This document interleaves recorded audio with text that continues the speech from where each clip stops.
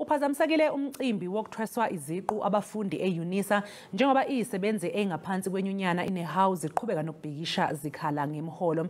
Usihlalo weNehawu uLunathi Hontoti uthi kwabanesivumelwano abasicikica ngoMasingana nomqashi, kodwa ke umqashi akakwazanga ukugcina isethembiso.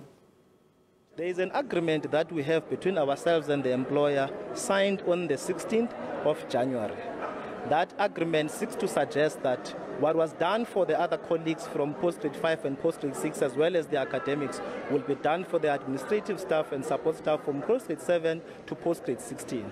Now, what it basically entails is that those colleagues who are from post-grade 10 moving up to post-grade 16 will receive a 7%, and those who are from post-grade 7 to post-grade 9 will receive a 3%. And that's basically what we agreed upon with the employer. We have had a meeting today with the employer in the morning. We are not so confident and convinced that the employer is going to implement the agreement. And therefore, we have taken a decision as the union that we are going to continue on the industrial action until our demands are met. The university has not yet finalized any plans, and we have been in meetings and will be updating the graduates who couldn't graduate yesterday because of the disruption to the events that were set to take place yesterday. So there were some graduation ceremonies that were set to take place today.